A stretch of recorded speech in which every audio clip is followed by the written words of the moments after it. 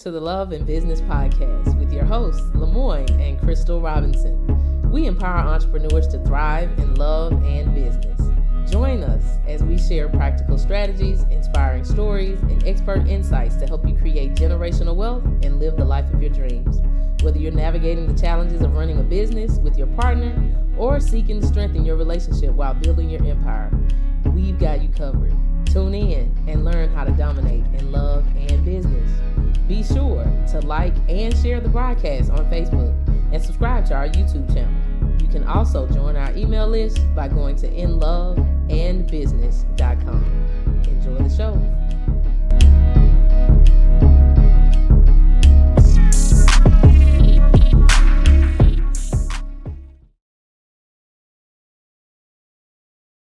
There you go. Welcome to another edition of Love and Business with your host, Yes, Lemoyne and Crystal Robinson. that shall be me. Yes. Hey, let us know where you're watching from. Please like and share it, and tag a friend, invite them in. I think we'll have a good talk tonight.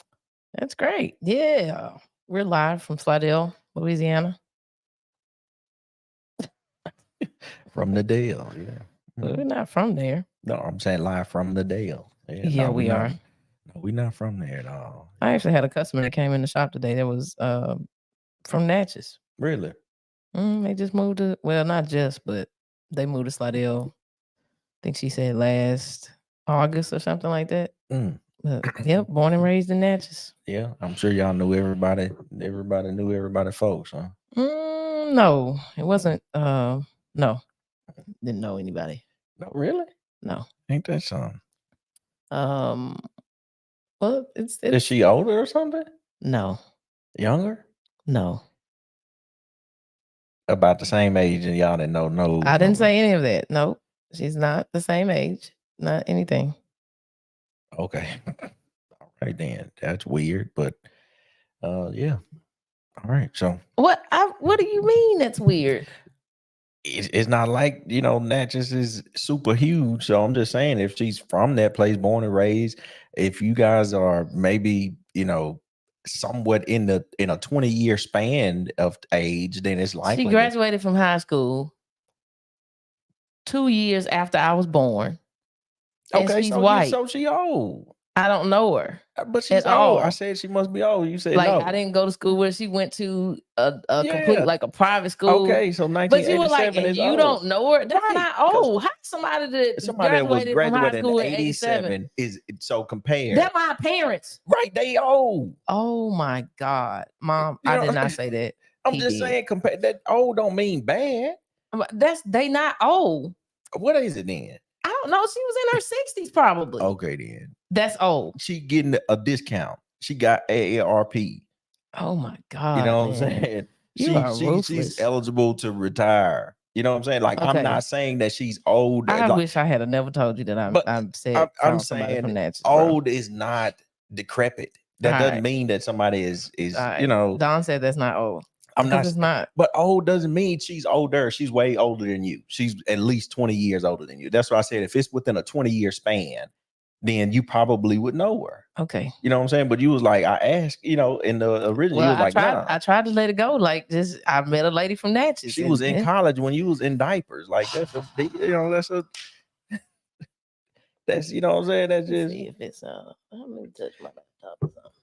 Cause this man here, I mean that's but hey, maybe it's just me. You know what I'm saying? Maybe it's just me. Don said you can get AARP at 40 something. Oh well, I don't know about that. I don't know about that yet. I don't. Well, I don't consider 60 as old, because I'm getting closer to 40, and so 40 is getting closer to 60, and so I don't consider those numbers as old. And for the people that are watching that are in their 60s, I apologize on the behalf of Lemoyne. You're not old. Listen, the government calls it, says, hey, if you are this age, you're a senior citizen. If you are this age, then you are What's a senior citizen age? I think it's like 62 or something like that. Well, it still doesn't matter. Who cares what? Can we start over? I'm just saying, man, y'all trying to paint me in the corner like I'm a bad person because I said I didn't say that you she were a bad graduated person. in 87. I just said and stop now, calling people that are 60 old. Okay then. All because right, my mama not old. Okay, your mama ain't old. And your mama ain't she old. young. Okay, she young. Everybody young. And babies are, I don't know what you call them. They younger. You know what I'm saying? Everybody's young. If this is 80 years young. like how the rest of this podcast is gonna go, I'm gonna go ahead and sign off. Okay. And it's gonna be a solo podcast. The Lemoyne Show is what it can be. I'm just saying, man. It just didn't, I don't know. Maybe that's why I didn't start out too great, because I forgot to put on my lip tap. I always make sure my lips is. Who said it didn't start off great? I thought it started off. This going in the gutter right here right now. I don't know.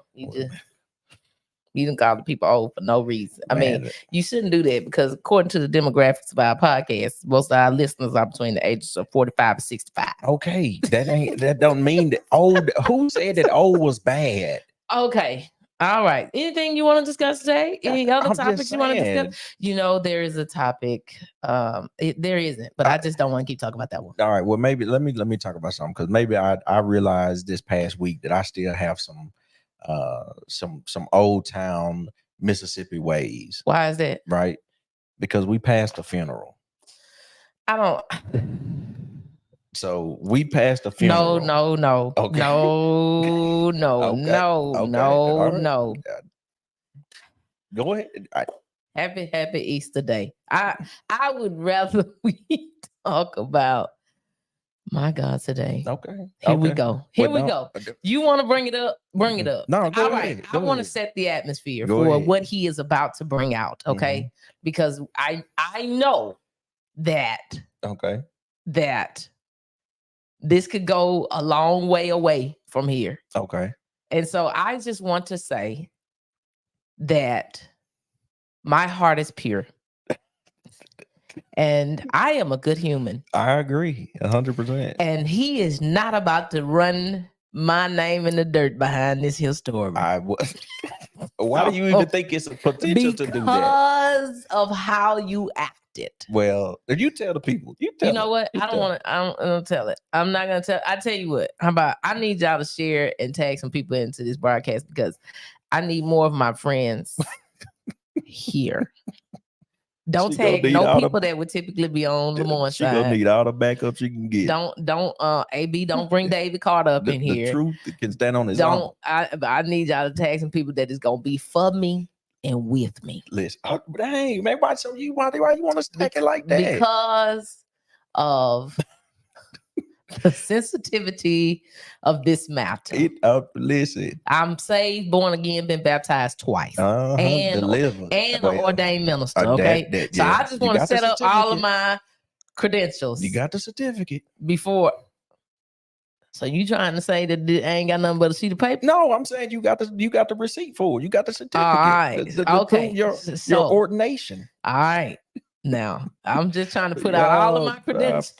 Man. Before he start telling the part that he got to tell. You go tell it. I'm not going to frame it. I'm going to let you frame it however you want to frame it. All I'm going to say is we was in my hometown in Natchez, Mississippi last weekend, because my friend Robbie, y'all need to tag Robbie, because Robbie don't even know this went down. Tag Robbie for me.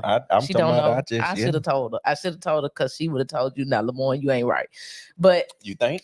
Now, the time we left the house a little late. Okay. All right. The book signing supposed to start at 11. It's small town. You can get everywhere in about 7 minutes.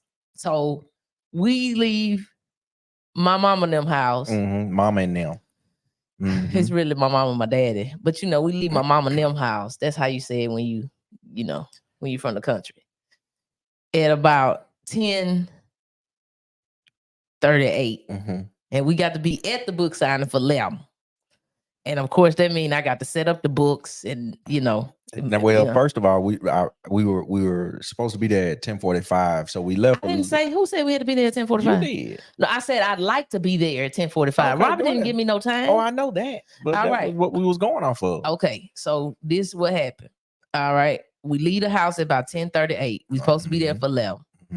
Now, I don't think it was 10:38, but go ahead. What time do you think we left? About 10:40? Because the aim was to be there at 10:45. So we still made it there at 10:45. We didn't make it there at 11. No, we made it a little but close to 11. No, we we didn't. It was like 10:48. It drove. don't matter. Here go the rest of the story. Yeah. We driving out the driveway. Out the driveway on a 2-lane highway. On a 2-lane highway. Okay. And then before you get to like what we call a big subdivision in the town, you know what I'm saying? Right before we get to Broadmoor, it opens up to a 4-lane, right? As we are approaching the 4-lane, Lemoyne realizes that there's a fume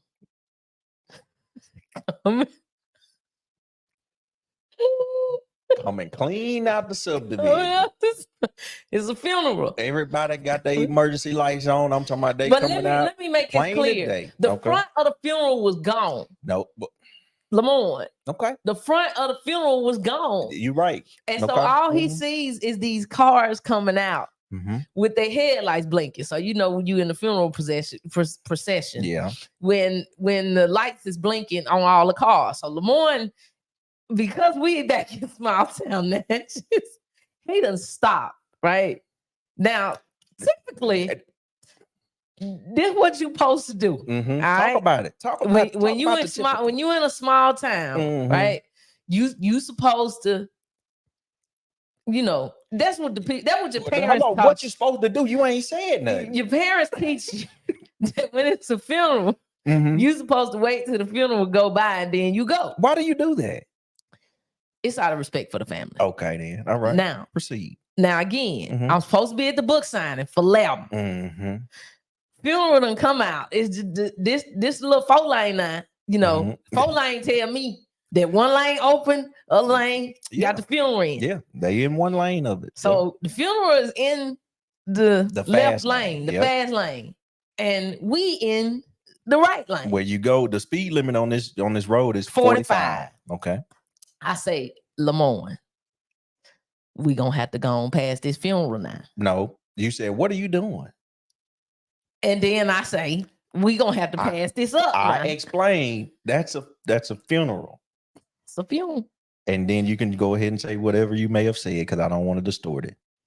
I don't remember exactly. Okay, go ahead. What I said. You can somebody. But what I said, what I think I said was, Lemoyne, I can't be late to this book signing now. Nah, Lemoyne. That what you said? I said, okay, Lemoyne. We gonna have to go on past this. Talk to the people now. At this point, Lemoyne is sweating. Do you hear me? Profusely. We in the car together. Ain't nothing. AC blowing. AC is on, and Lemoyne is about to sweat out of his shirt. And I'm like, bro, what are you having an external reaction here? I was like, we got to pass this funeral. We don't know how long this line is. I gotta get to this place for 11 o'clock. It's already 10:40 something. And he like, man, Crystal, I'm telling you, man, I don't feel right about this. This ain't right, man.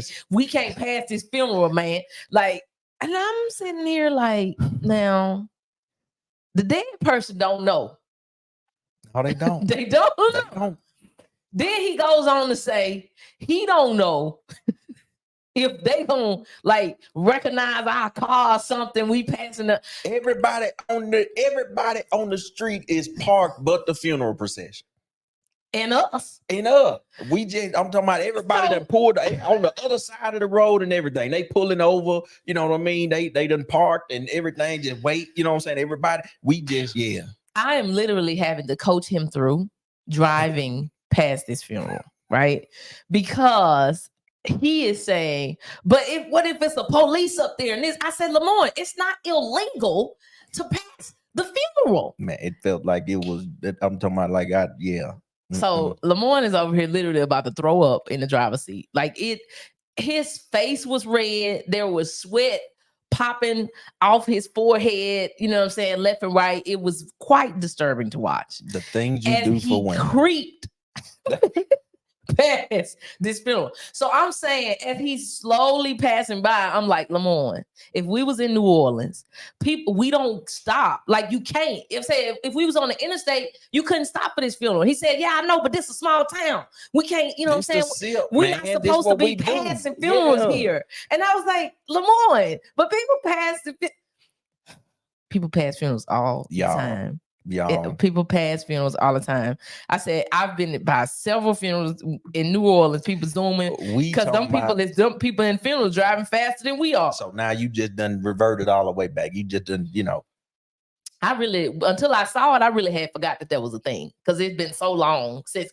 Now, when we pass funerals in New Orleans, do people stop? No, I don't. We don't really see them per se all the time, but we have seen them on the interstate when they have to go. But no, you don't. Do it on the interstate type deal. But man, I mean, we get to the top of the film, man. Mm-hmm.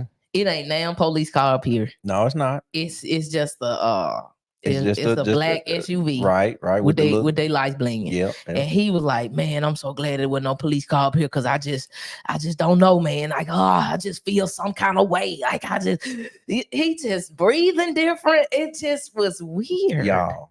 It was so weird, and the way that he looked at me, like I was so less of a human. Because I said, Lamorne, I told her that I would be there by 11 o'clock. So I'm like, first of all, this now 4-lane is eventually about to turn back into a 2-lane. So we ain't really got much. If we stay behind the funeral, then wherever it go, we gonna have to go, because it ain't but two roads that lead to everything. You're right. And so are we taking a huge chance here? We only got this little, about a mile and a half, 2 miles worth of 4-lane? Maybe. But it's about 7 cemeteries in between They clearly wasn't going to no cemetery, because it wasn't no hearse. Because that's when he was like, oh my God, I'm so glad ain't no hearse up in here, because I would just feel so bad. Yeah. I'm like, we got I'm talking about a small window to get around this film. And if we don't, we gonna get to this book signing at 12 o'clock, because we gonna be in the funeral. At that point, we are part of the family. I'd have felt better putting my hazards on and getting behind them. I'd have felt better doing that.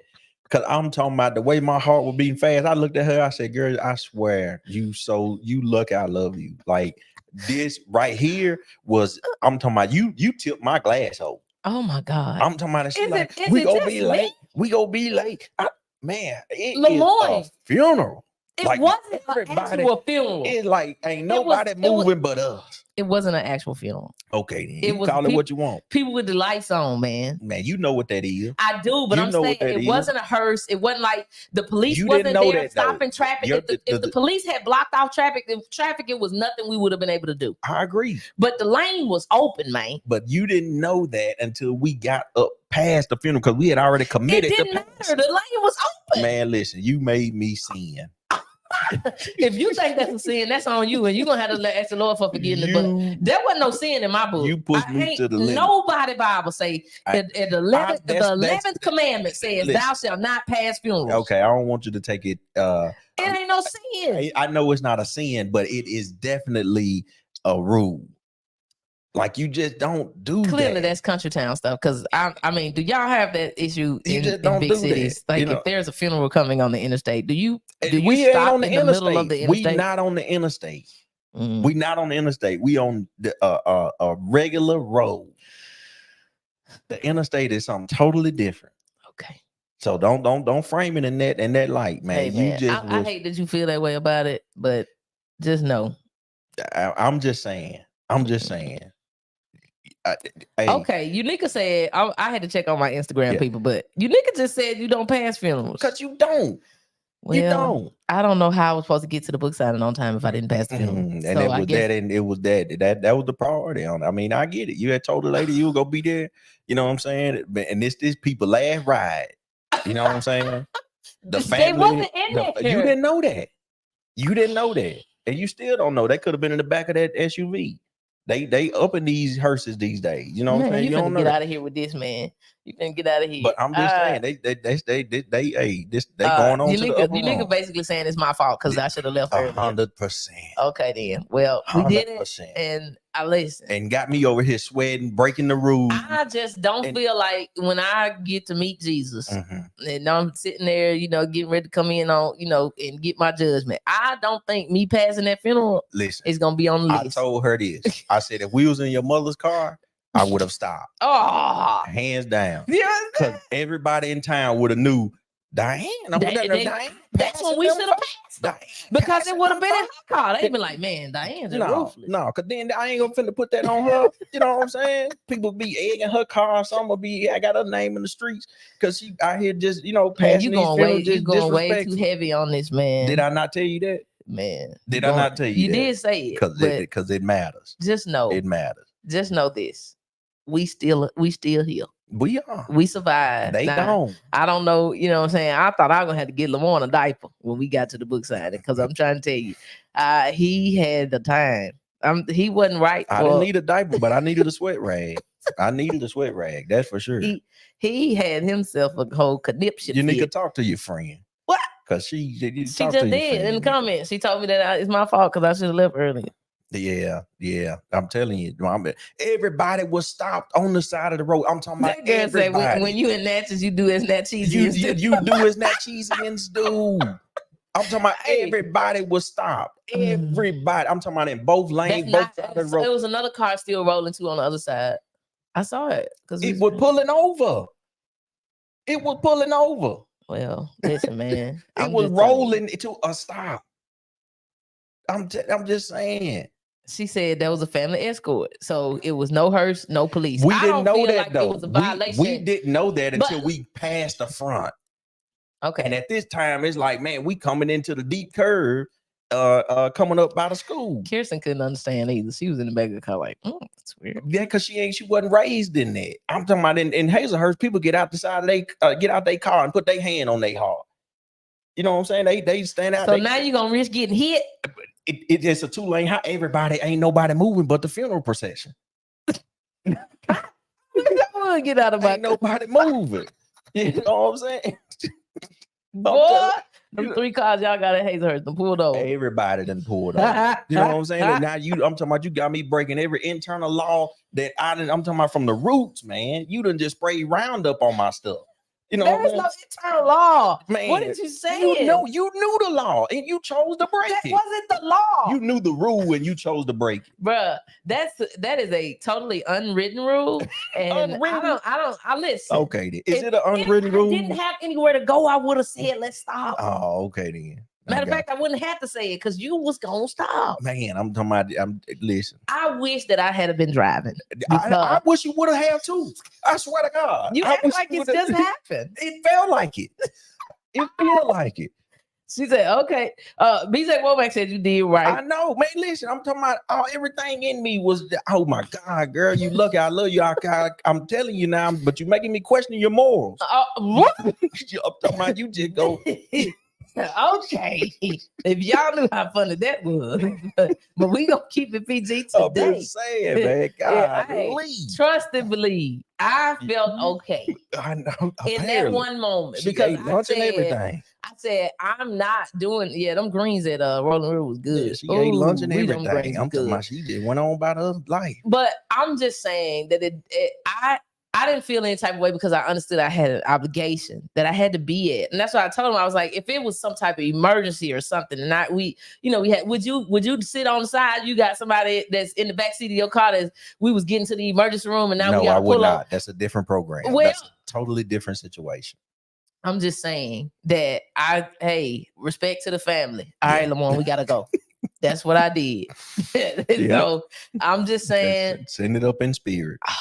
I got you. You know what? This is one of those situations. The Lord knows my heart. Yeah, he do. And for that, I feel okay about it. I don't have to defend myself, to you in this situation. I told you on the way over there. You did. I said I don't feel like, the Lord is unpleased with me not pulling. That's something we made up. I felt like I knew what Adam felt like in the garden. when he was like, this man to you compare need- this you to need to- Adam Sandler for the first scene. I was sweating, man. I was This nervous. podcast is brought to you by Please Read Your Bible. Okay? Please read your Bible. She's okay. You Unica did say- said it's it's a- law. it's I this just thing. looked it up. It's a law. It's- Is it a hey, law in Mississippi? If it is, I'm sorry. in the seal. They didn't catch me whenever I was there. Okay? This is amazing. Hey, Connected this to the first I'm ever. just saying because you was telling me go ahead, go, and I was like, no, I don't want to. But It is a southern thing, and I get it. I'm not saying I'm saying any other day I wouldn't have done it. Now, can we go away from this? We I wish you can. would have never brought this up, Well, man. go ahead. Why I'll let you would tell you- the story. I'll let you tell the story, but My God. I just wanted to see if it was me. Maybe I was tripping. You know what I'm saying? It probably really is a law. Yeah. I wouldn't put it past Mississippi with it being a law. I mean, it's a law in one of them Carolinas or something that you can't draw skyscrapers during the time of war. So, I mean, there's dumb laws everywhere. Now, I'm not saying that the pause on the side of the Mm. street for the funeral is dumb, but I'm Mhm. saying there's some really stupid laws out there. So I could Okay. most definitely Mhm. believe that they probably have that as a written law. I didn't look it up. I really wasn't sitting there saying, let me check to make sure we're not finna break the law before we No, she was I coaching mean, me through getting through. I it, was you know what I'm absolutely saying? coaching you 'Cause- through, but I mean, you the same dude that you know what I'm saying, roll, ride, never stop at a stop sign. So there's that. But you know, our laws are important. I don't want to disrespect the stop sign. You don't want to disrespect the stop sign and stop. You know what I'm saying? No. I don't know what we do. Yes. How did we get here, man? I don't know. You didn't when I asked you, do you want to do a podcast today? And you was like, yeah, we can do a podcast today. And I said, what did you want to talk about? And he was like, oh, you know, and gave some randomness about, Mhm. you know, being coachable and all this kind of stuff or whatever. Not one time did you say that you was going to bring up this story, because Well, I did I this- would have voted for watching a movie Well, it just came to me. with some It skinny just pop came- popcorn is it's what I came- would have voted You on, can still do because that. this, You can still do it. We got a whole movie room. I, You can stay- I will go there and you can stay here with these people that are telling me about a law that probably shouldn't be a law. Well, yeah. It's dangerous. Well, yeah, that's what everybody stops. Everybody stops. It is dangerous when you just keep going, because you just don't know where they go turn at. That's why they got their hazards on and everything, But it's all good. We made it through. Got to the book signing, which was a big deal. That was cool. That turned out to be phenomenal. You want to talk about the book signing? Do I? Hey, I'm asking. If you don't, we can breeze right on over it. Well, hey, I mean, Just like we breezed by that 45 cars in the funeral, yeah. but we nope. I don't want to talk about it then, because Okay. if you're gonna keep bringing up the fact that we passed the funeral, it Okay. happened. I'll just give you an analogy of how we could. I don't You know, need that's to. all. I don't need analogy, analyze, analog. I don't need nothing. We passed by the funeral, Okay, good. and we did Say it it- per say it with your chest. recommendation of me. Say it with your chest. There And you my go. husband happened to be an adult grown male behind the wheel, and he obliged. Yeah, I did. And I so went. for all of those that are wondering, we did it. And Now we did it. Yep, we did it. We did it. I was operating the vehicle. you got If I would have got pulled over, it would have been my we citation. are sorry You're right. for not stopping. And next certainly time am. I'm I talking would about- learn my lesson. And when I need to be somewhere at 11 in small town where it takes some 7 minutes to get everywhere, I would leave 30 Just minutes look early. at the newspaper, see Just where they in holding the case. body at. See, look at the newspaper, Just see in where they holding the case body. it's a funeral. That's So it. I have learned my lesson. I'm sorry. Please forgive me. Yeah. Please accept my apology for forcing you to do something that you considered the sin equal to Adam and Eve eating the forbidden fruit. I didn't say equal to. It didn't have that big of a Well, magnitude clearly, you of over a here result. acting like- I'm just saying the pressure of the female that enticed me to do so, because I love, you know what I'm saying? I said, man, you know what I'm saying? I want We're to. gonna talk about that one day. Man, I wish Sean was Pastor Sean was over here, man. Oh, we had a discussion, man, the other day that's Okay. very similar to this right here. Anyway, to all you women out there, don't pressure your man in the passing the funeral, man. They don't want to have to live with that for the rest of their life. I just repent. repent. Because when you repent, if the Lord said he throw it out into the sea of forgetfulness and he don't even remember no more. So what I'm going to do for the rest of this podcast is forget that ever happened. All right, well, forget it. And look, if anybody watching know who funeral that was, let us know. I'll send some flowers or something, a box of chicken or something. You know what I'm saying? Just to say, you know, my apologies. I done forgot it. Yeah, it is forgotten. Let me know if it Amen. was, you know, who what it else was. do you want to talk about? It probably wasn't an old person. It probably, you know. Yeah, but go ahead. The book signing. Great. Yeah. The book signing was great. We had fun. I sold some books and I signed them. And we took some pictures. The end. Okay, then. Great. So no, it was cool. It was cool because what was more exciting about it, even though obviously it was a book signing, I made some of my juicing recipes for people to sample. And what was really cool to watch was how Lemoyne was out on the corner hustling to sell my juices, man. I wish I would have did a video of him, you know, to get people to come up, you know, and taste my my beet juice and my green juice and the charcoal juice. Like they was he was getting a whole bunch of people to come and taste the juices and stuff. And then of course Natchez is a it's a tourism city or whatever, so they had a couple of tour buses and stuff that was coming through. And then it was a cruise line, cruise line that had stopped downtown, and they, you know, got off on the bluff and stuff, and, you know, they walked up. So a lot of people was, you know, taste testing from that. But I thought it was a cool experience, mainly because people actually, you know, were, you know, I guess they was like, hey, I don't want to make the juices. Can you make the juices? Yeah, that's what you got. You know what I'm saying? And ship it to me. They was like, man, this, you know, this is a cool book, but can you ship me these juices? Like, how much would you charge to ship me this? And I'm like, I don't ship juices. Like I only juice for me. Here's the recipe book. You juice. So yeah, that was a nice little plot twist there, you know, to see the interest in people enjoying my juicing recipes. A lot of people had never heard of Gold Beets before. Yeah, right. Yeah, that was a whole deal. Yeah, which is a thing, because I enjoy Gold Beets, you know, more than I do the, you know, the red ones. I still love the red juice too, because it's banging. But Gold Beets are my favorite. Yeah, and it's so much milder. Yeah, it is, it's a little sweeter. But a lot of people were like, Gold Beets, I never heard of Gold Beets. And surprisingly though, a lot of people that came up was like, man, I eat beets all the time. Yeah. It's a whole bunch of people, you know, that came up was like, I love a lot of beets. people that probably had been around a while. Yeah. Since I can't say, you know, the 3-letter O word. You know. Oh my goodness. I'm just saying. Oh my goodness. Yeah. Hello, Kalisha. Hello, black man. Yeah. Just entered into the chat. I'm so glad you were not here for the last discussion that I had forgotten about. You're gonna have to watch the replay. That's gonna be great for you. But the book signing was super good. So I'm glad we had that experience. I actually have another book signing coming up Sunday. This Sunday. So my church is hosting a book signing for us after service on Sunday. Both me and my sister will be there signing our books. Jaleesa actually, I think it was earlier this week.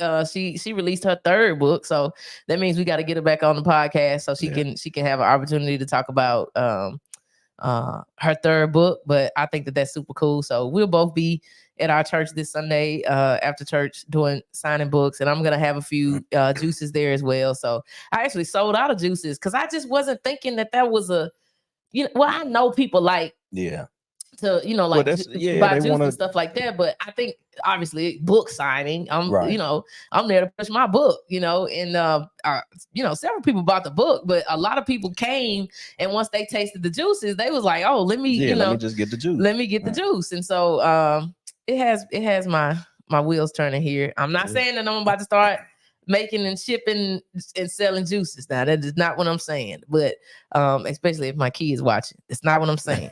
Okay. My kids been trying to get me to start a juice business, but I did tell them though.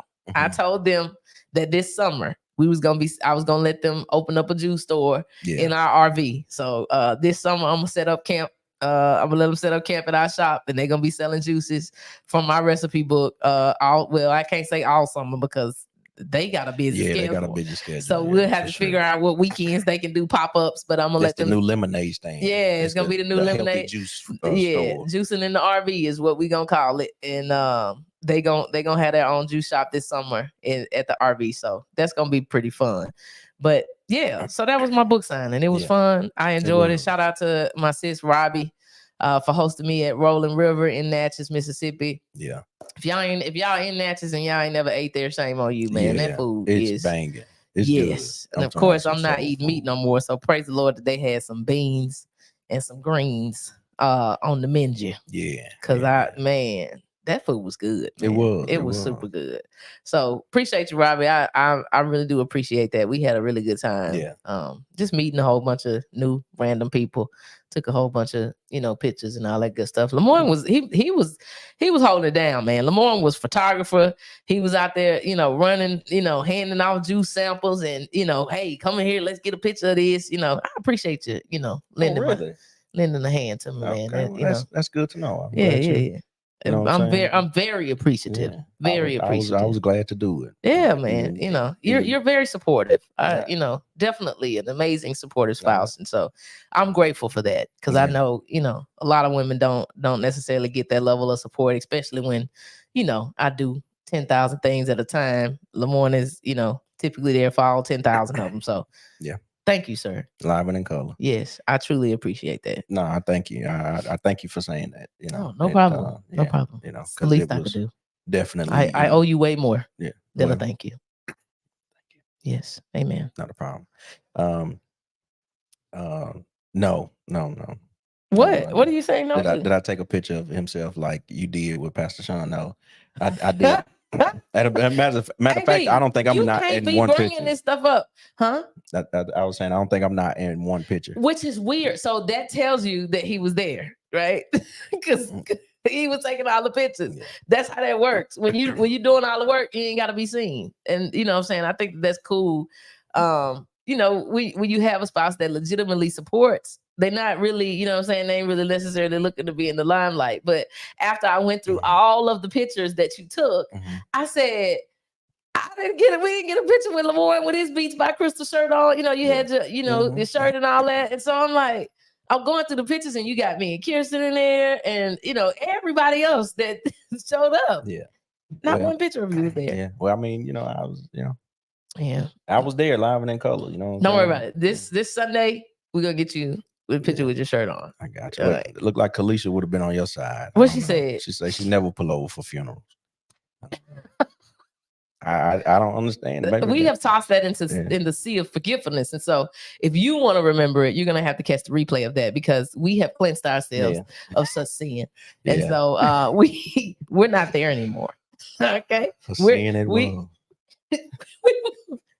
We moved on because God has forgiven us. David, I am getting better at that. I am. I'm getting better at accepting those compliments. Absolutely. Oh, he keeping tabs on you. Keeping tabs on you. Hey, David, I'm trying him out to make sure, you know what I'm saying, he's doing his work. So he did very well today. Yeah. But this Sunday, we're gonna get you in some pictures. It's all good. I was kind of I'm happy to serve, man. I know you're happy to serve, but we're capturing moments. Yeah. And so really what it looks like is you weren't at my book signing. Oh. I knew you were there behind the scenes, you know what I'm saying, holding the camera and grabbing videos and, all that good stuff, man. Talking to the people. Yeah, he was. Yeah. He was grabbing them people like, come on, man, you want to taste these juices. I'm like, the woman said she ain't want to taste no juice. And she come over there. And then she came and put her lips on the juice. And how much is it for the juice, ma'am? There you go. Go. That was cool. No, it was. It was. And I just thought it was cool that we, that we made a transition in the moment. You know what I mean? Because we started inside of the restaurant. Yeah. And we seeing all these people kind of walk by. Yeah, they were going by. Yeah. So we I'm like, hey, let's bring the table outside and put the little A-frame sign up and do that or whatnot. She found the A-frame sign. We found some chalk and there it went. So it wasn't just the people that were on the social media pages or that was coming out specifically for the book signing, but now we was able to expand the brand a little bit and make some people aware of it that wasn't previously aware of it. Yeah, it was fun, and it kind of puts me in the headspace of, again, I ain't fully fledged there yet, but it at least got me, you know what I'm saying, got my wheels turning on the juicing thing. So we'll see where it goes. But as of now, you know, if you need Beats by Crystal in your city, hit me up. We can go on to it with my books and my juices. For real. So and speaking of like making changes, so this man, this past, you know, this past 2 weeks, you know, I put the coach in the game, man. I told her, hey, put me in the game, you know. So I had Crystal come to my office and kind of do an evaluation, guys, of what I thought was gonna be my team. Okay. She came in, you know, we did the disc assessment, you know, and everybody did it, and she talking to me about it. And man, it seemed like for the past 5 sessions, it's been, I'm talking about a heated spotlight on me. Oh. You know what I mean? You gotta say this finna be good. Man, hang up. Listen, I brought the consultant in thinking that she was finna, you know what I'm saying, tell me what everybody else was doing wrong. You know what I mean? Tell me what everybody else, you know what I'm saying, got the man that has been with me for over 20 years. You know, he knew better. Yeah, man, listen. I'm talking about 20 years. When you get somebody permission to coach you, you that's when I needed the diaper. That's when I thought I needed a sweat rag, you know what I'm saying, passing that funeral. But that's when I needed the diaper. You know what I'm saying? But I gotta give kudos to you though. It's tough. For real. It's tough for me. But I know I'm learning, you know, to one, honor the gift that you have, you know what I'm saying, as it relates to that phase of life. Thank you. But also, you know, see, David? Yeah. Thank you. Yeah. And that's it. Yeah. Okay. That's how you receive a compliment. Continue. You're right. So but no, but it is, you know what I'm saying, I honor the gift, but at the same time, I'm like, yo, why are you talking to me like you ain't my wife? You know what I'm saying? Like, why are you talking to me like, you know, like telling me what I'm talking about, got me feeling some type of way. But I know that the process of the struggle of transition is way better than the struggle. You know what I'm saying? The process of the change will be much greater than the struggle or the hardness of hearing the reality of how I may have done something not to the best of my ability, or how I may have structured something that wasn't as fluid as it should be. And sometimes, you know, in all of those cases, I take it personal because I'm the person at the helm. You know what I'm saying? I'm the one holding that, saying this is what we're gonna do, this is what we're gonna do. And then, you know, you give somebody permission to come in to tell you how to maybe do it better. And maybe think that they're going to do something to the people around you. You know what I'm saying? And be okay with that. That's the thing though. The business owner is, you know what I'm saying? Like it starts with us. It does. And so there's really, you know, there's really no reason, you know, like, I mean, in any business that we have, I always approach it the same. Now, you know, I don't come knocking on Lamont's door unless he asks. And for clarity, he asked about 3 years ago, and I just showed up 3 weeks ago. For something else. And so I'm like, I don't think this is what you want, because I don't necessarily know if you understand the parts and pieces that have to come with it. And everything that he was asking for, I was like, no, I'm not gonna do that, because I understood, you know, like for what we have to do, you know, in our businesses, it's most important that we self-assess first. And that's how I approach everything. Is if there's something that's not going right, you know, or if it's time to grow or expand the team, or even if it's time, you know what I'm saying, to terminate, you know, whatever the case may be, I'm always looking at me first, not the team, you know, or whatever is happening in the business. I'm trying to discover what is it, you know, that I need to do to improve, you know, in this situation before I go and, you know, make some switches and moves with the team, or, you know, if I have to terminate or if I have to add more people to the team, whatever happens, I still have to self-assess first. And so I think in this particular situation, Lamont thought, you know, Crystal, come in here and, you know, do that with them.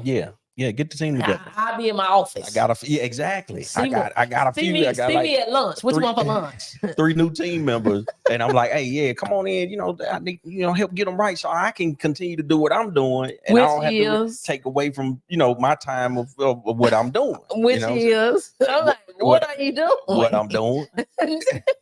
What I'm doing. What you were supposed to be doing in my mind was talking to them. You know what I mean? But you in here, sitting in my seat. You know what I'm saying? I mean, she even had taken over my chair. OMG. Like legit was sitting on the other. I'm sitting on the other side of my desk. All right. So now, why did we swap seats?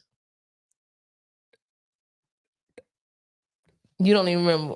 No, I don't remember. I just come back in the office and you was over there. I'm sitting at the chair. At the desk, I'm talking about the big chair, and I'm trying to go over his team's assessments with him. I'm going through the assessments, and every time I'm saying something on the screen, Lamorne is looking up out the window because he got this, glass cutout in the wall that's behind, where typically a customer would sit in his office if he's having a customer review.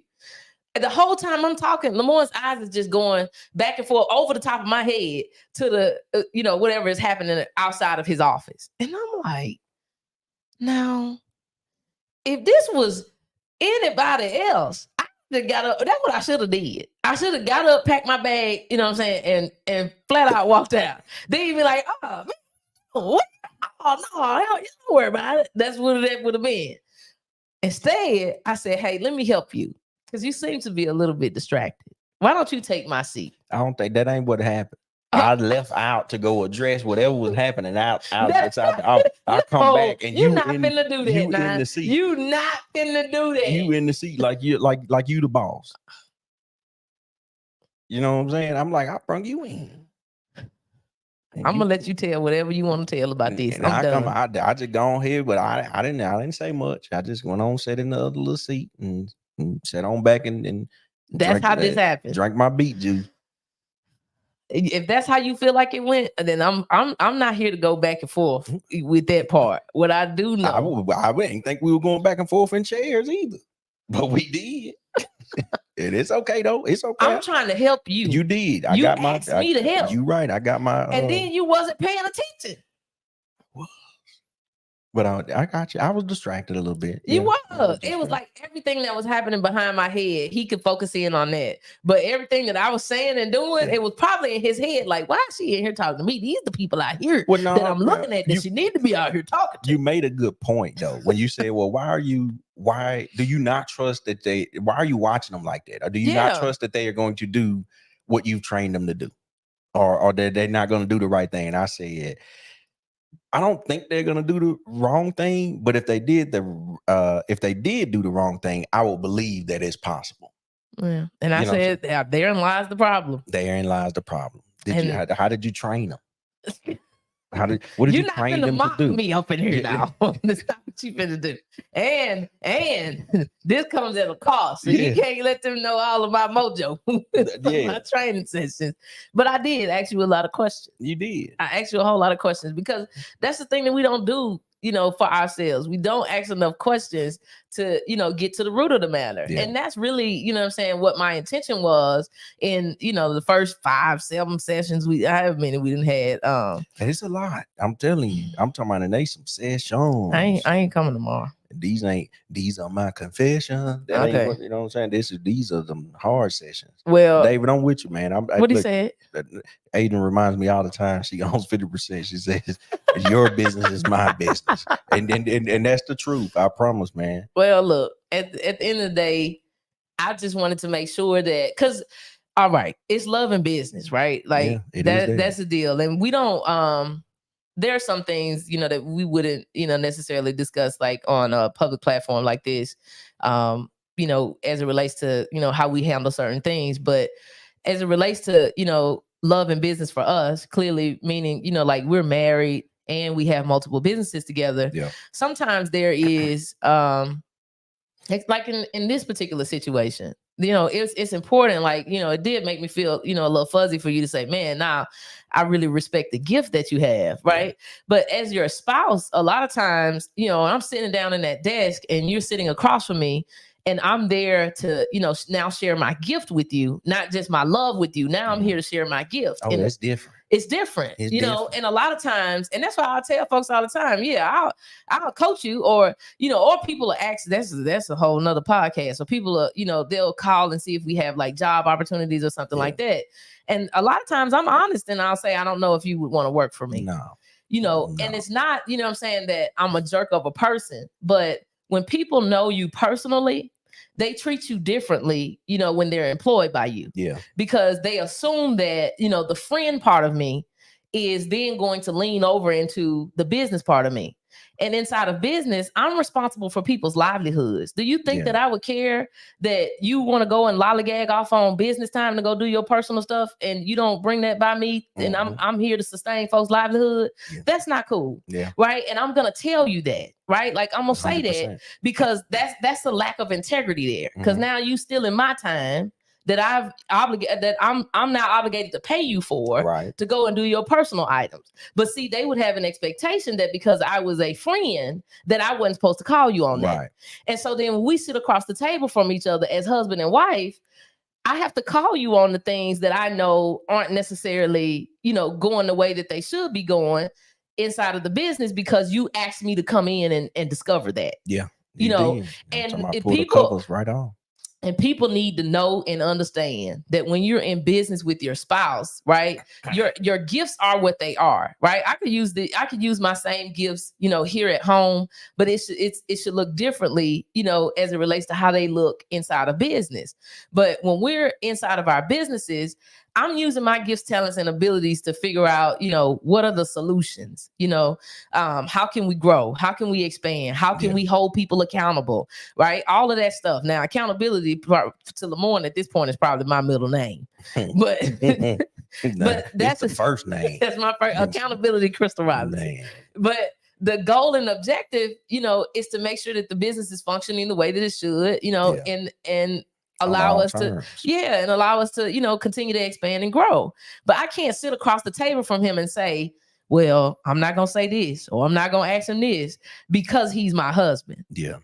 I'm doing our business a disservice, you know, by acting that way. Right. 100%. And so the goal, you know, when you're in business with your spouse is to, you know, come to the table, bringing, you know, your talents for the business. Yeah. And so if I'm going to come in there, I'm coming in there asking the same questions and hot seating the same way I would do for anybody else, you know what I'm saying, that I'm coaching. And that's just, you know, that's just me. Like I'm not gonna show up and not be who I am in the space, you know. And I think when you're talking about being in relationship with people, you know, obviously whether it's married or friendship or, you know, any other type of family relationship, I mean, sometimes it can get a little weird to the people that don't respect what it is that we're doing inside of that entity. You know, 100%. It's like, no, the goal of the business is the goal of the business. We got, you know, our friendship goals ain't got nothing to do with the goal of the business. No, you know what I'm saying? Like that's, and a lot of times people can't delineate the difference in the two. You know what I'm saying? And I think that first it's a hard blur. All sessions, you was pretty much like, Well, it was some other stuff from an internal perspective that I think I was battling because you did ask me a lot of questions, and part of me, a lot of the questions I had never been asked. Let me say that because I've been running my own ship. You know what I'm saying? I you know. So look, hey, just because you making money doesn't mean that you're maximizing your money. You know what I'm saying? So you asking me questions, and in one end, I'm getting flustered. But you got real flustered. Okay. In this moment right here, when you did, let me get my mic. He said, "That ain't." I don't know if that's the moment. I may have been relaxed then, but no, there wasn't no relaxation, bro. He was hot. Listen, he was like, then he did another moment like this. Listen, it was a moment you asked me something, and I had I'm talking about my cup runneth over. That boy said, I don't know, I'm confused right now. Exactly. We need a break. Just leave. I stood up and stood behind my chair and everything. He done paced the floor. I'm like, man. She asked me something and I cracked my neck like this. I was like, listen. I felt like something was coming up out of me, man. I just had to, you know what I'm saying? You know what I'm saying? But but I realized I had to, why am I feeling like this, man? And part he of was it, so defensive. yeah, He was so defensive. because I didn't know the answers to the questions. You know what I'm saying? Like, No, and I'm, you know, and I challenge you there. And that's the thing, you know, and that's why I watch love this challenge. Watch this. No, that's why I love, you know, to work with business owners this way. That's why I like coaching, because for me, it's like you're saying, oh, I didn't know the answers. Well, the truth of the matter is we're just not willing to give our real truth the first time. It's always there. Like, it's just that if, like you said, nobody's asked me all of these questions before. And it's like, we wouldn't even ask ourselves those questions. Right now, I'm a different little creature, you know, in the sense that, especially sometimes when I'm doing my walks, I'm asking questions. Yeah. You know what I'm saying? And if a thought comes up, you know, if a feeling comes up, I'm like, well, why do I think that like that? Yeah. Or what made me feel that way? You know, or why am I afraid, you know, to do that? Like, I start dissecting those things for myself. But most people, unless they got somebody that is really trying to pull something out of them, Yeah. when you get to, well, I don't really know, then it's a freeze moment. Yeah. You know what I'm saying? It stops. But the truth of the matter is, I would ask you the same question like 8 times. God, yes. And he would then come up with an answer. Maybe. But some He of it, did. I was what was I about to say? Like, it was like some of it was I would ask, she would ask me a question, or she asked me a question, and then it's like I say, well, I give an answer. So she may ask me a question, well, what do you think about this? And I'm like, well, you know, I'm really not sure. That's why I wanted to try to get this together, you know what I'm saying? Or it's almost like I was trying to go ahead and admit what I thought was wrong already. Let's move past it and get to the solution. You know what I'm saying? Crystal wanted to ask that question. Well, why do you think this is? Well, why do you, and just dig down into it? And I told her, I said, listen, I feel like I'm at the doctor. The doctor then told me, okay, you got high cholesterol or whatever it may be.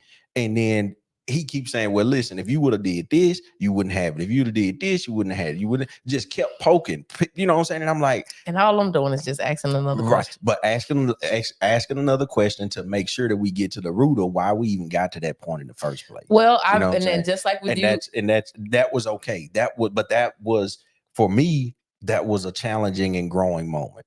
But the whole point is to, like, I think I gave you like the seed analogy, I think, in one of the sessions, in explaining that it's weird for us to have an expectation, of a fruit that we didn't plant. Yeah. You know what I'm saying? Like, but you're getting fruit.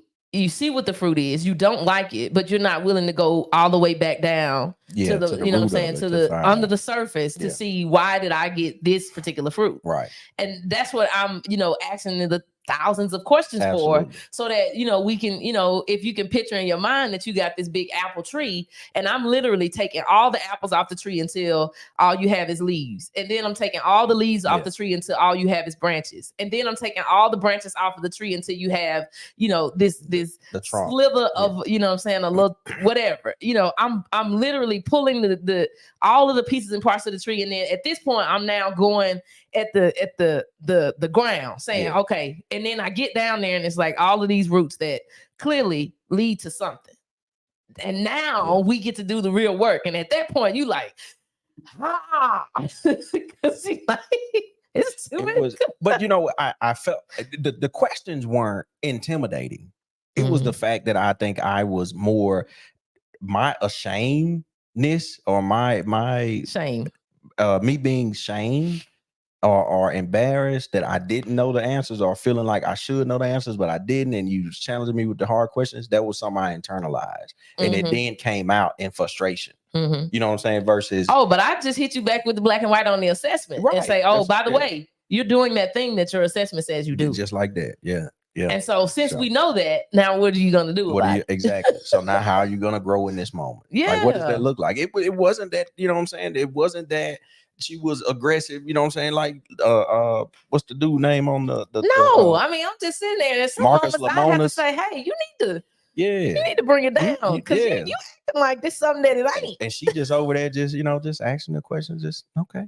Yeah. I'm trying to have the calmest tone. And I was like, Lemoyne, I just want to let you know, the rest of my coaching clients don't act like this. Yeah. I said, they be excited when we get, the last session we had, he was like, well, you know what? It'd probably be better if we just do this by Zoom. Yeah, just virtual. Just the same. It was primarily because I'm to the office. Look, it was primarily because my staff could probably see, man, she in here giving me, you know what I'm saying? I'm in here, you know what I'm saying, in a whole nother element because she just in here, like, and I'm like, man, I'm the boss here. I need them to keep seeing me like the boss, Like, I don't need them. They go. The last time Crystal come in the office, one of my most senior team members thought somebody was getting fired. She did. You know what I'm saying? She was like, "Oh, she did." Crystal came. I thought somebody was getting fired. Did she? She? No, she didn't. But you recommended. No. Oh no, I thought the one that got fired is the one that asked. Oh yeah, no. Oh, she didn't know. No, she didn't know. She didn't know. No, she didn't know, but she did. Yeah, but she did. Yeah. Amen. Yeah. But listen, when I know, I just know, and I think that it's super important. Tracy, I was sweating. He really was. I drank so much water. I had on a hoodie in there. He had the air conditioner up. The air was on like 67. Yeah, and so I had to wear a hoodie. It was like he was trying to freeze me out or something. Oh, you caught that hint. But I still stayed. But what I was gonna say was, as a business owner, you have to know, you have to know what's good for your business, and then what's not. And so for me, I'm not slow to terminate when I know, what I'm saying, that it's time to terminate, because it's bad for that individual and it's bad for the business. Like, you don't want to hold them back from whatever it is that they could be doing because you're trying to forcefully, make them fit into a space. It's just not fair. Yeah. It's not fair to anybody. And so I don't, and I've always said, my dad used to say, you don't fire people, they fire themselves.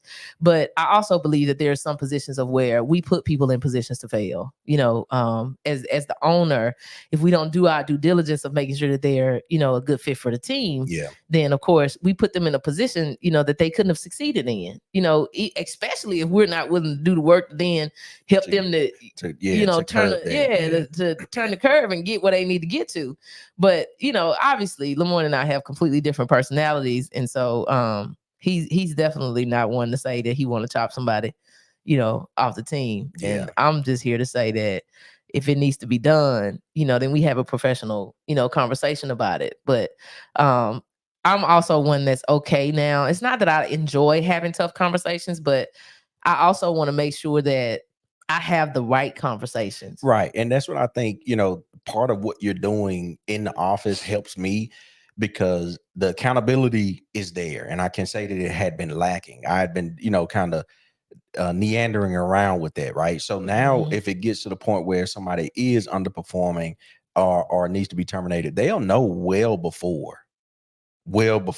Who, for me? No, the team will know well before, right? Based on how you are saying, hey, look, this is what we're doing. This is what this is what you need to do, and here's why. You have to be transparent with your team members, and even if you don't have a team, you have to be transparent with yourself, because there's there could be services that you need to terminate. There could be processes that you need to terminate. So it's not that if you don't have any employees, but we call our employees team members. We never say employees, but for us, it's super important to transparently share what the mission and vision is, of the company.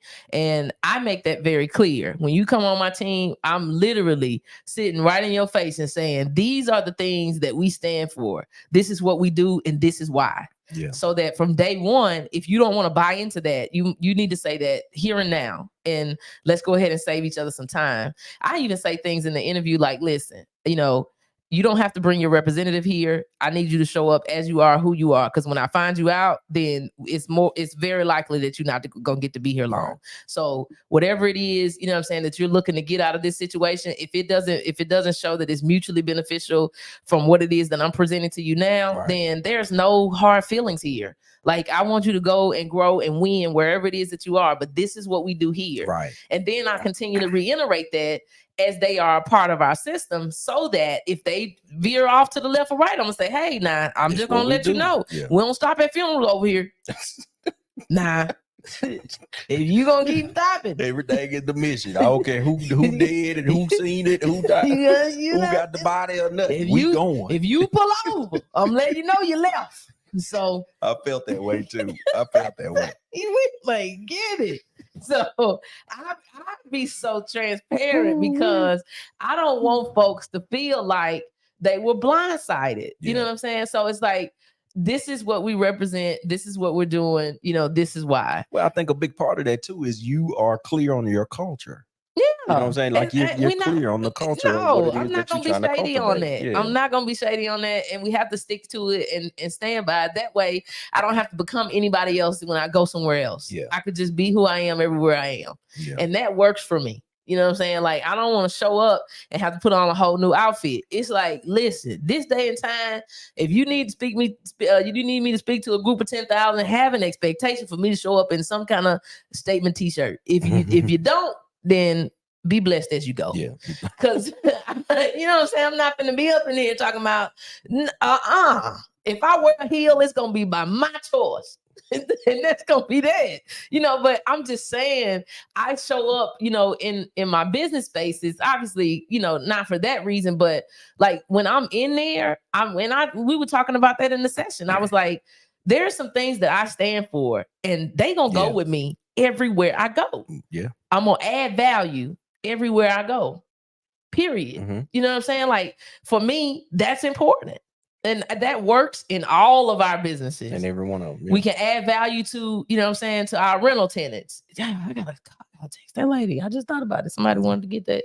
I forgot. My bad. I went off into business. But you know what I'm saying? I want to add value there, right? You know what I'm saying? To make sure that our spaces are up to par for people to have good spaces to live in. But we can also add value to our insurance customers, right? We can add value in every business that we have, so that if that's a core value of mine, to say that, you know, I want to add value. So that's why when we were in the session, I said, you know, what do you want the agency to be known for? Yeah. Like, what is the one thing that you want, you know, for people to be able to see and resonate with, or even whether you're there or not, like what's going to be the staple for you, so that then everywhere you go, you can practice that. Right. So everywhere I'm at, I'm adding value. I'm adding free dope value right now for a whole hour and 9 minutes. 169 seconds, not 100, but 69 seconds. Yeah. And so I'm saying I'm adding value in every single space. Yeah. To me,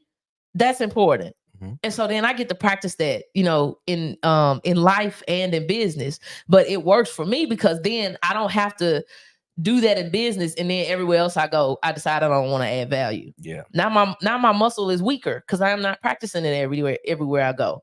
So for me, I just embody business all the time because that's one of my core values. Which is why, you know, I brought it up in the session, you know, for you to be able to do as well, you know, for your business. Like, hey, you know, decide what is it that you want that to be, so we can drive that home at all times. Yeah. You Everything lines up with that. 100%. And it works. It does. Yeah. It works. I mean, you just think about it. If you were somebody that, if you played baseball and everywhere you went, you was swinging, you know what I'm saying? You was practicing your swing.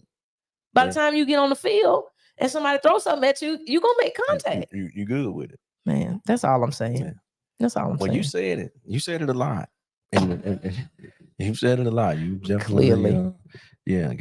Got everybody on board, but the team is running rather smooth. You don't say. We're accountability is kicked up a notch, eh? Yeah, it has. I don't know why people think that accountability is a nasty word. I just don't.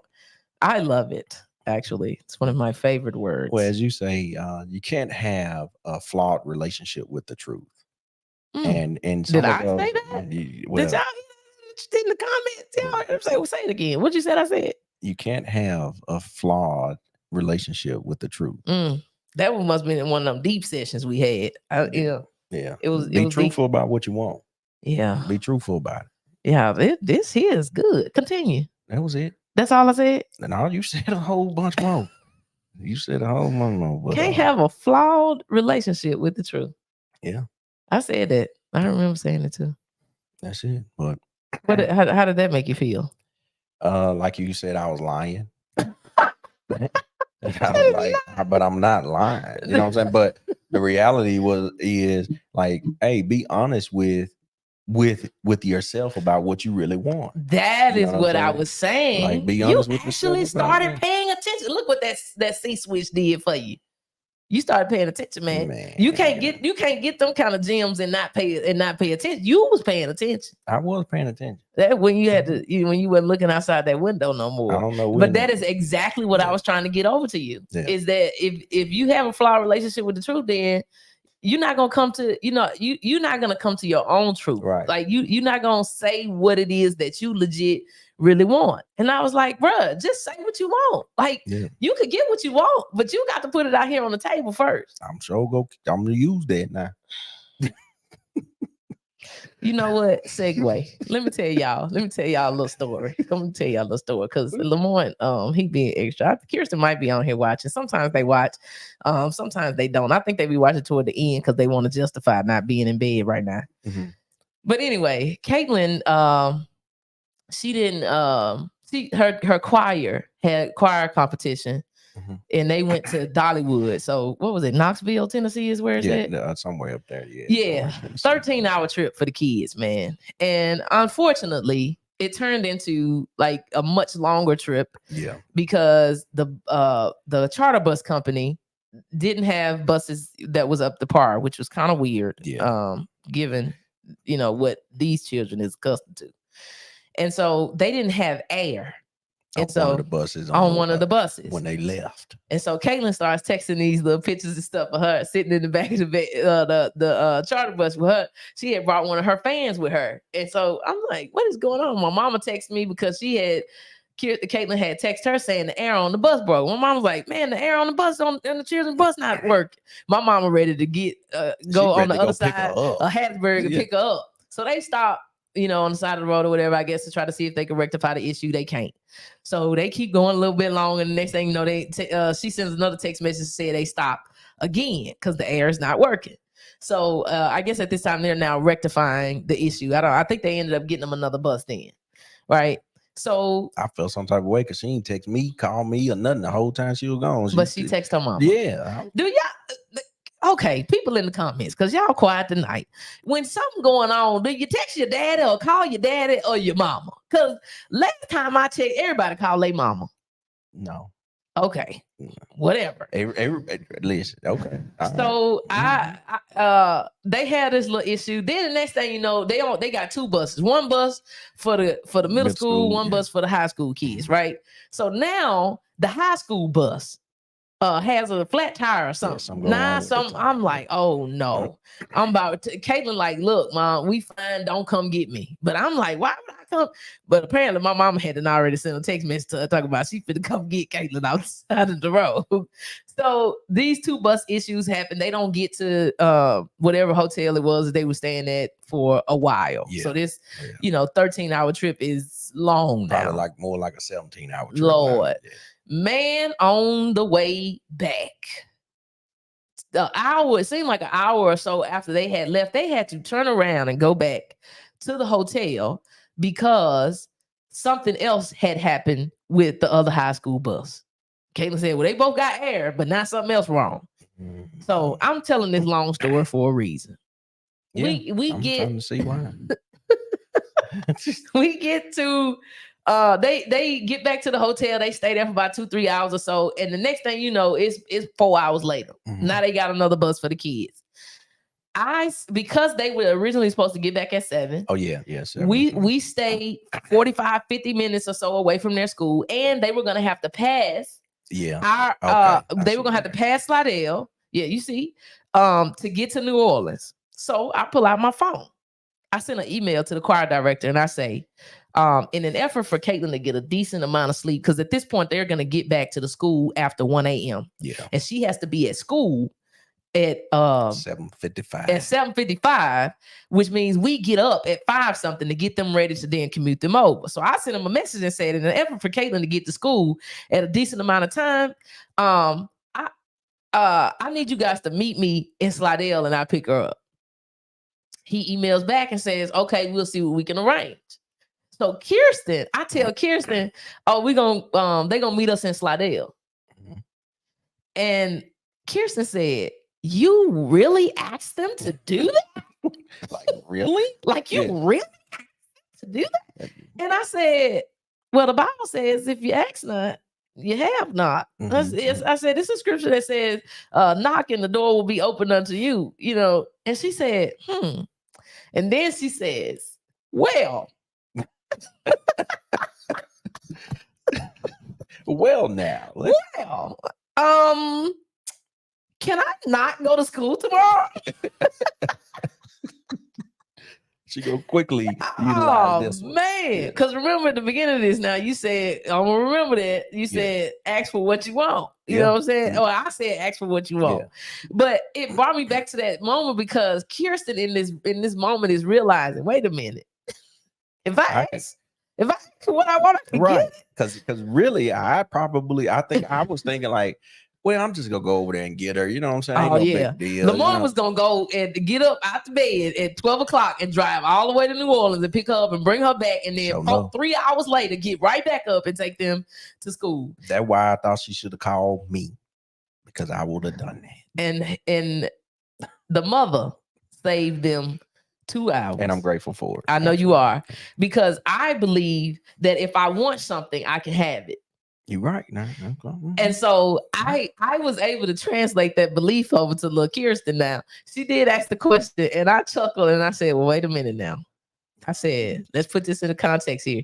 I said, what I believe is that if it's the will of God for our lives, if we ask for it, I believe he will give it to us. I said, now I want you to do this. I need you to ask God if he didn't want you to go to school tomorrow. You gonna put it like that? Go pray and I said, go ask God. I need you to go ask God and come back and tell me if he said that you wasn't supposed to go to school tomorrow. She come back. I said, well, what did God say? I said, did he say you ain't supposed to go to school tomorrow? She was like, no. Hey, the fact that she asking, but is the a win fact for that me. It was most definitely a win. Sure. You know what I'm saying? But now, you know, for me, it was a great moment. It was a great moment because I had an opportunity, obviously, you know, to share my faith with her, right? You know, to help her to understand the word, you know, and how we ought to utilize it in life. But it don't just go to, you know, can I skip school tomorrow? It's for everything, right? Like, yes, I have the audacity to ask 2 charter buses full of high school and middle school kids to stop where I say stop, so I can get my kid so that she don't have to be tortured for an extra 2 hours. You absolutely right. I have the audacity to ask, and I got it. But had I not asked, now I put my husband on the interstate at midnight, bringing our daughter back home, and y'all get back home at 2 o'clock in the morning, only for her, you know what I'm saying, to have to go back at whatever time. Now, Caitlin asked, she performed the ask. She said, well, hey, Mom, can I just not go to school tomorrow? Like, I'm super tired. I didn't get any sleep, you know, on the bus or whatever. All the kids were loud. And I let her stay at home. You know what I'm saying? Because I felt like, hey, it was warranted. She's going to be exhausted. I said, well, you know, I just said when she got up, I'll let her, you know what I'm saying, do her, because she can log on and get her schoolwork and do her thing. But the whole gist of that is what we were talking about previously, is that whatever we want inside of our businesses, we can have it. We can have it. But if we have to know what we want, you know what I'm saying? And then we legitimately, you know what I'm saying, have to perform the ask. So for me, I'm like, look, God, if you've given me, you know, this business, I want it to be profitable. I want to have great team members. I want to have pleasant customers. You know what I'm saying? I want to have a consistent flow of customers. So, all right, heaven, open the doors and, you know what I'm saying, allow me to receive that. And that's what, you know what I'm saying, I legitimately believe. So when I'm sitting down, you know, across from people now, maybe via Zoom with my husband, I'm, you know, Zoom with some other people, but, you know, I think that, you know, it's important that we know what we want. You know what I'm saying? What did God say that we can have as it relates to our businesses? You know what I'm saying? What did God say that our team look like? You know what I'm saying? Or the culture or the atmosphere of our business look like, so we can embody that, you know what I'm saying, and legitimately receive it. 100%. That's all I'm about. Yeah. That's it. 100%. And that's through and through. Every day, all day. Through and through. Everywhere I go. No matter how big and audacious it is. Sometimes I'll be like, man, are you serious? All right. Kirsten said, really? Now, I'm going to tell you how Kirsten grew up. Now, you was outside checking on your little strawberry. Okay. Mm-hmm. Kirsten said, she came in and was talking about at school today, they had, I guess it was like Asian-inspired cuisine. Oh, y'all, I know about this. Yeah. Man, Kirsten said, would you believe, this is how kids be anxious. She said, would you believe that we had, I think they just had like rice and something else during their time. Yeah, but I guess obviously because they're younger, so the lower school go to lunch first, then middle school, then high school. So lower school had a lunch, and then they see on like the back end where they got like sushi and. Well, Caitlin tells me when I pick her up from school, I'm like, hey, how's your day? Whatever. So she tells me they had sushi. Kirsten gets in the car and I was like, oh, did you have sushi today too? She was like, sushi. But she says that she could see like some of the stuff, you know what I'm saying, that was, I guess, on the bar. Right? Yeah. Okay, and so she said one of her classmates or something asked for some of it. They was like, oh no, that's not for you guys.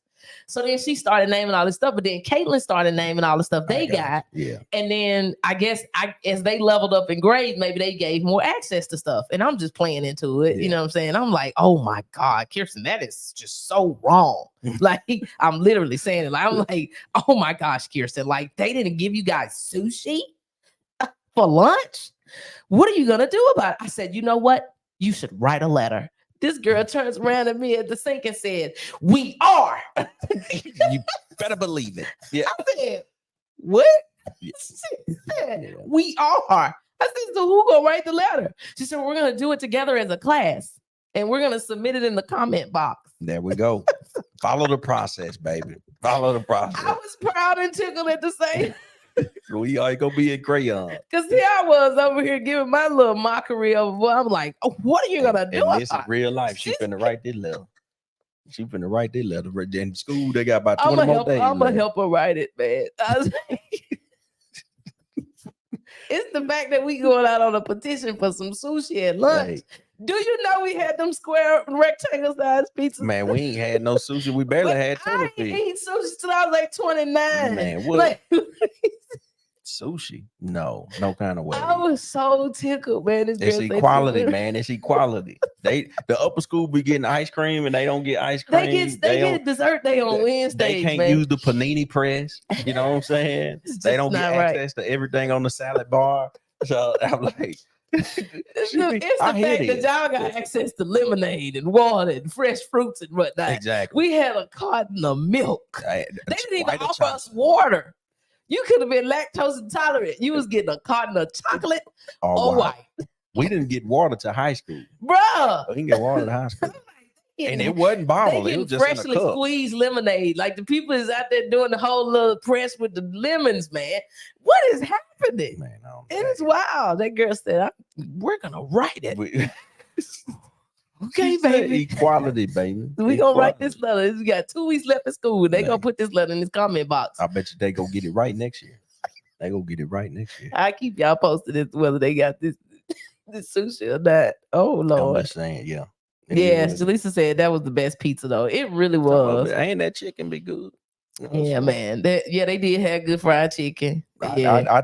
I got 2 rules. I tell my girls. Be nice to the cafeteria people. You go. And be nice to the janitors. Yeah. Because the cafeteria people can keep you fed. I had some cafeteria workers. I'm talking about they put me a little piece of chicken in some foil and give me that extra piece, that big piece or whatever it may be. And the janitors got keys to everything. Yeah. You just never know when you might need to get in somewhere. Yeah, you're right. You be nice to them folks. You speak to them. Well, our kids is writing letters to the people now. Right. So there's that. Hey, I don't blame that. Hey, start them high. That's how it is. I'm gonna make sure they get the help they need for that letter because it really kind of wasn't right, to show the sushi in the little window and then tell them that it's for the other kids, man. Right. But it is what it is. You gotta ask and then demand it after you ask. If you don't get it, then you demand it. So. Wait a minute. What is that about? When you write the letter, you say, "Hey, I asked for it in the cafeteria line. You told me no. Now I'm about to demand it." Oh. You know what I'm saying? That's what that is. So says the Dominator. Yeah. Hey, I'm teaching my kids to read the word and then take action on the word. There it is. So now they have to do what they're gonna need to do with that. But they need to give my baby some sushi. Now she eats sushi too. Yeah, apparently. So I just don't know what kind of school serving sushi. they should serve. They should have somebody there in a jacket and a coat. Oh looking yeah, they at the serving it up hibachi at the spot. at the Yeah, table. Like you know what I'm saying? Fresh roll sushi. You know what I'm saying? Oh man, it's time for me to go to bed. I gotta be up early again tomorrow. So All right. Well, hey, thank y'all for hanging out with us, good people. It's always been a pleasure. yeah. And Hey, and don't forget, you better stop at a funeral near you. you better please and thank you. Be respectful. If anybody knows that family, please let me know. Don't nobody Please know, let me know. man. Stop. Y'all have a good week. Oh man, I feel like You should. Your heart should feel heavy. Like you should feel, you know what I'm saying? Like, yeah. heavy. I gotta go. I'm tired. I'm doing. You should be singing like "Going Up Yonder" or something. That was